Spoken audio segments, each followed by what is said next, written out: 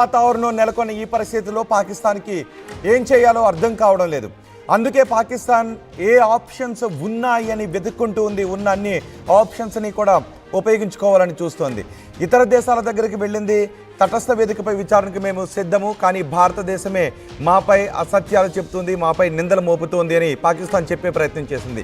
కానీ పాకిస్తాన్ని ఏ దేశాలు కూడా నమ్మలేదు. టర్కీ, బంగ్లాదేశ్ లాంటి దేశాలు తప్ప ఇతర ఏ దేశాలు కూడా నమ్మడం లేదు. ఇటు చైనాకు అవసరం ఉంది కాబట్టి కొంత చైనా ఆ దేశానికి ఆయుధాలను సప్లై చేసే అవకాశం ఉంది. కానీ ప్రపంచ దేశాలన్నీ కూడా భారత్కే సపోర్ట్ చేస్తున్నాయి. దౌత్యపరంగా పాకిస్తాన్ని భారతదేశం ఒంటరిని చేస్తూ ఉంది. అదే సమయంలో మనం యుద్ధానికి కూడా సిద్ధమవుతూ త్రివిధ దళాలని మొత్తం సరిహద్దుల్లో మోహరించి ఉన్నాం. యుద్ధ సన్నద్ధతను చేసి ఉన్నాం. ఇప్పటికీ పాకిస్తాన్ ఆలోచిస్తూ ఉంది మేకపోతు గాంభీర్యాన్ని ప్రదర్శిస్తూ ఉన్న ఆప్షన్స్ ఏంటి అని. పాకిస్తాన్ భారత్ వైపు చూస్తూ చెప్తోంది ఇతర దేశాలకు, భారత్ గ్రౌండ్లో తీవ్ర చర్యల దిశగా ముందుకు వెళుతోంది, తీవ్ర చర్యలు తీసుకుంటుంది, ఏ క్షణమైనా మాపై దాడి చేసే అవకాశం ఉంది అని. అయితే ఇప్పుడు పాకిస్తాన్కి ఉన్న ఆప్షన్స్ ఏంటి? పాకిస్తాన్ ముందు కేవలం ఇప్పుడు రెండు ఆప్షన్స్ కనబడుతూ ఉన్నాయి. ఎందుకంటే ప్రపంచ దేశాల ముందుకు వెళ్ళి తటస్థ వేదికపై విచారణ జరిపించుకోవాలి, ఇది డ్రాగ్ ఆన్ చేయాలి. ఇతర దేశాల చొరవతో భారత్ పాకిస్తాన్పై తీవ్ర చర్యలు తీసుకోకుండా నిరోధించాలి అని చేసిన ప్రయత్నాలన్నీ విఫలమైపోయాయి. భారత్ ఎక్కడా కూడా వాటికి అంగీకరించే పరిస్థితి లేదు. ఎందుకంటే విచారణ అంతా భారత్ చేసింది. భారత్ దగ్గర పక్క ఆధారాలు ఉన్నాయి. ప్రపంచ దేశాలు కూడా గుర్తిస్తూ ఉన్నాయి, ప్రపంచ దేశాలు కూడా అంగీకరిస్తూ ఉన్నాయి. ఇప్పటికే హఫీజ్ సయీద్, జకీర్ రెహమాన్ లాంటి అంతర్జాతీయ గుర్తింపు పొందిన ఉగ్రవాదులు వీళ్ళు పాకిస్తాన్ దగ్గరే ఉన్నారు అని తెలుసు. అప్పట్లో ఒసామా బిన్ లాడెన్ కూడా పాకిస్తాన్ ఆశ్రయం కల్పించింది. అమెరికా పాకిస్తాన్కు వచ్చి మరి అంతమొందించి ఒసామా బిన్ లాడెన్ని సముద్రంలో కలిపేసింది. ఇలా ఉగ్రవాదులందరూ ప్రపంచం గుర్తించిన, ప్రపంచంలో పేరు మోసిన, ప్రపంచానికి మోస్ట్ వాంటెడ్ ఉగ్రవాదులుగా ఉన్న వాళ్ళందరూ ఇప్పుడు పాకిస్తాన్లోనే ఉన్నారు. కాబట్టి పాకిస్తాన్ ఏ దేశం కూడా నమ్మడం లేదు. అందుకే భారతదేశం కూడా దౌత్యము, కలిసి కూర్చొని చర్చించుకోవటాలు వీటికంటే పాకిస్తాన్ ముందు కొన్ని ఆప్షన్స్ పెట్టింది. పాకిస్తాన్కి హెచ్చరికలు జారీ చేసింది. ఉగ్రవాద శిబిరాల్ని కూల్చివేయాలి. పాకిస్తాన్కు భారత్ పెట్టిన డిమాండ్స్ని అంగీకరిస్తే ఒకవేళ శాంతియుతంగా పరిష్కరించుకోవాలి అని పాకిస్తాన్ అనుకుంటూ ఉంటే పాకిస్తాన్కు ఒక ఆప్షన్ ఉంది. ఉగ్రవాద శిబిరాలన్నిటినీ కూడా కూల్చివేయాలి. అంతర్జాతీయ ఒప్పందాలను తూచా తప్పకుండా పాటించాలి. ఎల్ఓసి వెంబడి పాకిస్తాన్ కవ్వింపు చర్యలకు, కాల్పుల ఉల్లంఘన చర్యలకు, ఆక్రమణలకు పాల్పడకూడదు. అలాగే పిఓకే విషయంలో కూడా ఒక డిమాండ్ పెట్టే అవకాశం కూడా ఉంటుంది అనే చర్చ కూడా జరుగుతుంది. ముఖ్యంగా ఎవరైతే భారతదేశంపై మారణ హోమాన్ని సృష్టించాలని అనుకున్నారో, ముంబై దాడులకు సూత్రధారులు హఫీజ్ సయీద్, జకీర్ రెహమాన్, వీళ్ళని భారతదేశానికి అప్పగించాలి. పాకిస్తాన్లో తలదాచుకుంటున్న ఉగ్రవాదులను భారతదేశానికి అప్పగించాలి.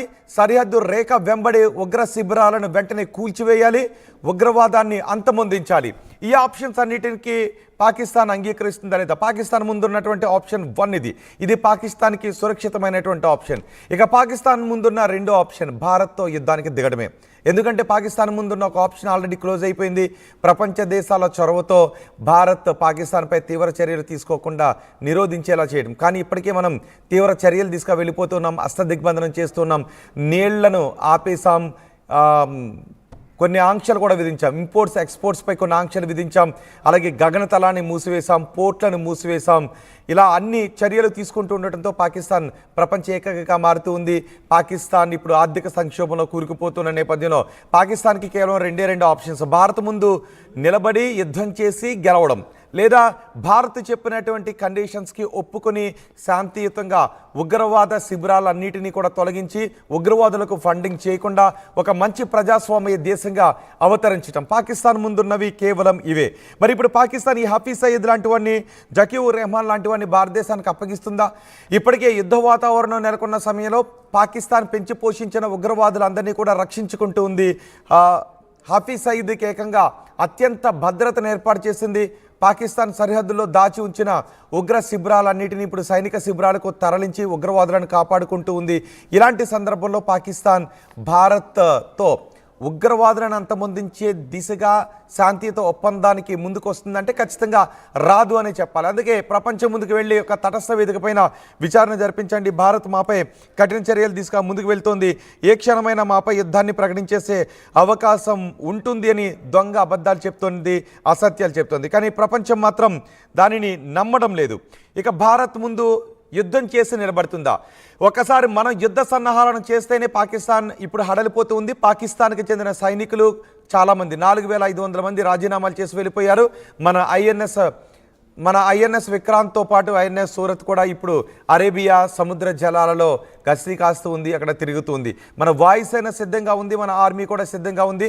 ఇప్పటికే మనం మిసైల్ టెస్ట్లు కూడా నిర్వహించాం. అటు పాకిస్తాన్ కూడా మిసైల్ టెస్ట్లు నిర్వహించుకుంటూ ఉంది. ఒకసారి మీరు ఆర్టీవీ స్క్రీన్ పైన కూడా చూడొచ్చు. బోర్డర్కి యుద్ధ ట్యాంకులను, యుద్ధ సామాగ్రిని పాకిస్తాన్ తరలిస్తున్న దృశ్యాలు అవి. కానీ భారత్ తరలిస్తున్న దృశ్యాలు మాత్రం మేము మా దగ్గర ఉన్నప్పటికీ కూడా ప్రసారం చేయం. ఎందుకంటే ఇప్పటికే ఆర్మీ కూడా చెప్పింది, భారత ప్రభుత్వం కూడా చెప్పింది, భారత ప్రజలకు కూడా ఈ విషయంలో సహకరించాలి అని. ఎందుకంటే సహజంగా రోడ్లపైన యుద్ధ ట్యాంకులు అవి వెళ్తూ ఉన్నప్పుడు ప్రజలు వాటిని షూట్ చేసి సామాజిక మాధ్యమాల్లో పెడుతుంటుంటారు.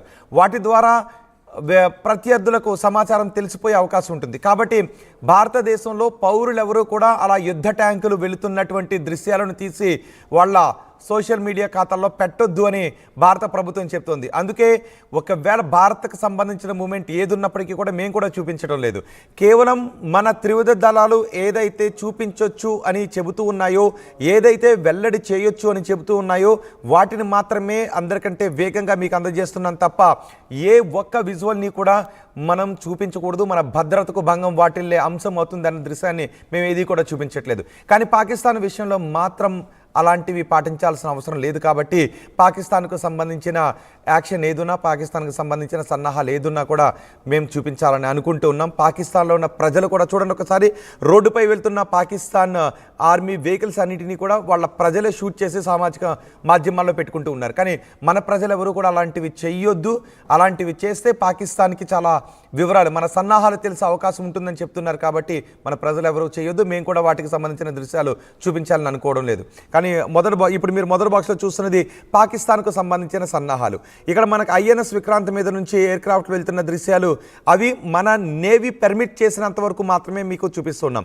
మన యుద్ధ విన్యాసాలను నేవీ మన త్రివిధ దళాలు షూట్ చేసి ఎంతవరకు చూపించవచ్చు అని అంటున్నారో అవే చూపిస్తున్నాం. కానీ పాకిస్తాన్వి మాత్రం అక్కడ ప్రజలు కూడా రోడ్లపైన వెహికల్స్ వెళ్తున్న దృశ్యాలను అక్కడ ప్రజలు కూడా షూట్ చేసి సామాజిక మాధ్యమాల్లో పెట్టుకుంటూ ఉన్నారు. ఇది వాళ్ళ అనైక్యత కూడా నిదర్శనంగానే చెప్పుకోవాలి అనే మాటలు కూడా మనకి వినిపిస్తూ ఉన్నాయి. ఇక మన త్రివిధ దళాలు కూడా ఎంత సన్నద్ధత అయి ఉన్నాయో వాటిని చూసి పాకిస్తాన్ కూడా ఇప్పుడు భయాన్ని వ్యక్తం చేస్తోంది. భారత్ దగ్గర అత్యాధునిక ఆయుధాలు ఉన్నాయి. ఈ అత్యాధునిక ఆయుధాలతో మనతో పాకిస్తాన్ యుద్ధానికి దిగితే 4-5 రోజులకు మించి పూర్తి స్థాయి యుద్ధం చేసే అవకాశం లేదు. పాకిస్తాన్ భారత్తో పూర్తి స్థాయి యుద్ధానికి దిగితే కేవలం 4-5 రోజుల్లోనే పాకిస్తాన్ పూర్తిగా చతికిలబడిపోయే అవకాశం ఉంటుంది. పాకిస్తాన్ పూర్తిగా ఆర్థిక సంక్షోభంలో కూరుకుపోయే అవకాశం ఉంటుంది. అఫ్కోర్స్ ఆ దెబ్బ భారత్పై కూడా కొంత ఉంటుంది. కానీ పాకిస్తాన్ మాత్రం ఇక నామరూపం లేకుండా మారిపోతుంది. కాబట్టి పాకిస్తాన్ యుద్ధానికి కాలు దూతుందా, లేదంటే భారత్ చెప్పినట్లుగా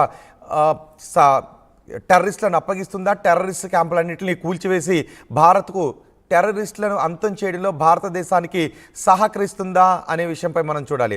అలాగే పీఓకే, ఒకవేళ మన యుద్ధానికి దిగితే పూర్తి స్థాయి యుద్ధానికి దిగుతామా, పీఓకేను స్వాధీనం చేసుకునేంత వరకు వెళ్తామా అనేది భారత వ్యూహానికి, మన వ్యూహానికి సంబంధించిన అంశం. కాబట్టి ఏ నిర్ణయం తీసుకుంటుంది? సైన్యానికి ఇప్పటికే పూర్తి స్వేచ్ఛనిచ్చేశారు. ప్రధాని కూడా మొన్న చెప్పారు సైన్యానికి పూర్తి స్వేచ్ఛనిచ్చామని. ఇప్పుడు సైన్యం ఎటువంటి చర్యను తీసుకుంటుంది? పహల్గాం దాడికి ప్రతీకారంగా సైన్యం ఎటువంటి చర్యను తీసుకుంటుంది అన్నదే చర్చనీయాంశంగా మారింది. చర్యను తీసుకున్న తర్వాత మన సైన్యమే చెబుతుంది ఈ చర్యను తీసుకున్నామని. సో అప్పుడు మనం ఆనందంగా సంబరాలు చేసుకుంటూ వాటి గురించి కూడా మనం మాట్లాడుకోవచ్చు.